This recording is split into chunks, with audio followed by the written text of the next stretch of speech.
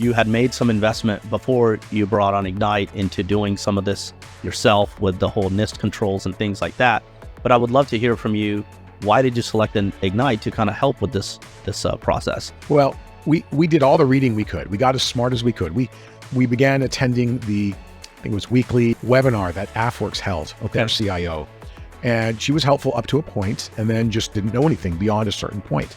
And AFWorks their mandate really isn't to get you certified with an ATO. Their mandate is to help you get started. We went online, we read everything we could about the FedRAMP process. We read everything we could about ATOs in the Air Force, and frankly, some of the other services as well. I hired a full-time person to help me just begin to gather the information and put it all together. I had a consultant who had been on the commercial side working to try and get certifications for folks as well. NIST 800 is a known standard. It's used in the private sector as well.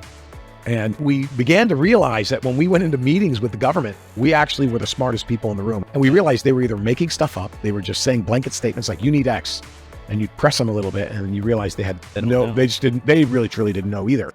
And they just knew that somebody had scared them into saying, you can't buy SaaS unless it has X certification. And because it's been such a disaster within the Department of Defense and trying to actually give people a clear pathway to get certified, people are just all over the place with this stuff. And then there's the people that are picking winners and losers inside the Department of Defense, where some organizations will say, okay, we want their stuff. We're just going to brute force it through until we get them to where they need to be. Last company I talked to who received an ATO, actually 2 companies told me it took them 4 years to get their ATO. That's very accurate. It takes a very, very long time. When I first learned about Ignyte, I took a look at the background of the people that were working there. Max, obviously, you have a background in cyber. You're a former Air Force active duty member, and then had also worked at the FedRAMP program office. So your background impressed me right off the bat.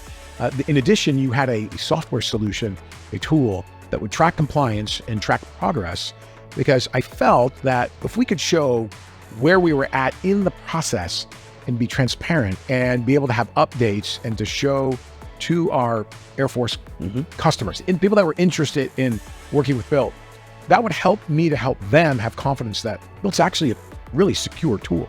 That doesn't mean we can't add additional layers if they're required, but we take data privacy and data protection very, very seriously. What we haven't been able to do is run the gauntlet of the Department of Defense cybersecurity programs or the Air Force's cybersecurity programs, because it's really, really challenging and difficult. You and I talked about earlier about this kind of chicken or the egg thing too. Yeah. Well, do you have a contract?